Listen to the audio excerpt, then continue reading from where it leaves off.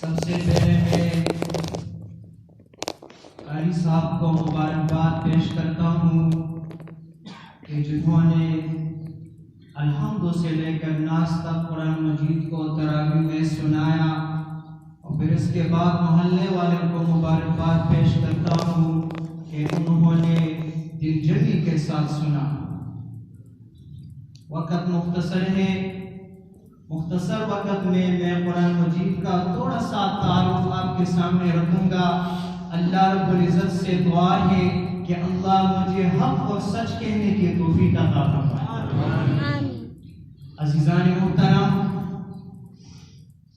قرآن مجید کو تمام آسمانی کتابوں پر ایک امتیازی حیثیت حاصل ہے۔ قرآن مجید ہدایت بھی ہے، رحمت بھی ہے، شفاعت بھی ہے، ذکر بھی ہے، بیان بھی ہے اور ترجمان بھی ہے۔ قرآن مجید تمام دکھوں کا مداوا ہے، تمام غموں کا ازالہ ہے، تمام بیماریوں کا علاج ہے۔ عقیدہ وہی معتبر ہے جو قرآن بتائے، عبادت وہی قابل قبول ہے جو قرآن بتائے، اخلاق وہی معتبر ہے جو قرآن بتائے، معاشرہ وہی قابل تعریف ہے جس کی تصدیق قرآن کرے۔ قرآن مجید کے ساتھ تعلق جوڑنا باعث نجات ہے، قرآن مجید کے ساتھ تعلق توڑنا باعث ذلت ہے۔ عزیزان محترم، قرآن مجید یہ کل بھی اثر رکھتا تھا، یہ آج بھی اثر رکھتا ہے۔ قرآن مجید کل بھی تاثیر رکھتا تھا، یہ آج بھی تاثیر رکھتا ہے۔ قرآن مجید کے کل بھی ہزاروں مفسر تھے، قرآن مجید کے آج بھی ہزاروں مفسر ہیں۔ قرآن مجید کے کل بھی لاکھوں حافظ تھے، قرآن مجید کے آج بھی لاکھوں حافظ ہیں۔ قرآن جیسی ایک آیات کل بھی کوئی نہ لا سکا، قرآن مجید جیسی ایک آیات آج بھی کوئی نہیں لا سکے گا۔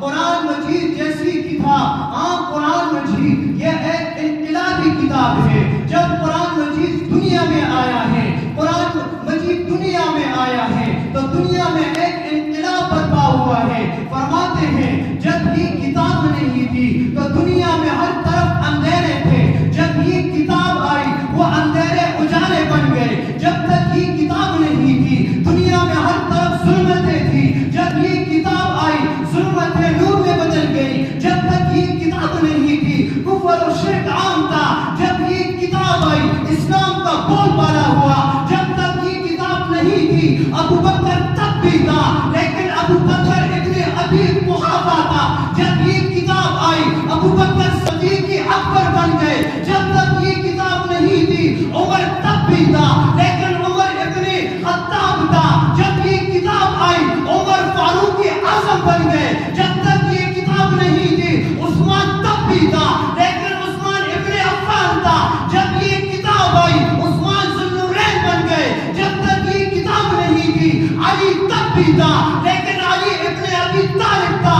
جب یہ کتاب آئی علی شیر ہدا حیدر کرار بن گئے۔ جب تک یہ کتاب نہیں تھی معاویہ تب بھی تھا، لیکن معاویہ ابن ابی سفیان تھا۔ جب یہ کتاب آئی معاویہ کاتب وحی بن گئے۔ جب تک یہ کتاب نہیں تھی عبداللہ تب بھی تھا، لیکن عبداللہ ابن عباس تھا۔ جب یہ کتاب آئی ابن عباس مفسر قرآن بن گئے۔ جب تک یہ کتاب نہیں تھی عبداللہ تب بھی تھا، لیکن عبداللہ ابن مسعود تھا۔ جب یہ کتاب آئی ابن مسعود فقیہ امت بن گئے۔ جب تک یہ کتاب نہیں تھی بلال حبشے کا عام سا غلام تھا۔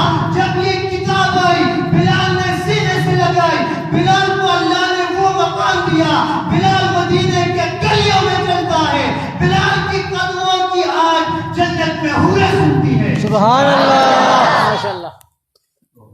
عزیزان محترم، یہ وہ مقدس کتاب ہے، اس کو اللہ نے نازل کیا ہے، تنزیل من رب العالمین، محمد رسول اللہ نے نازل کیا ہے، علی عبدہ لیکون للعالمین نذیرا۔ درمیان میں واسطہ جبریل امین ہے،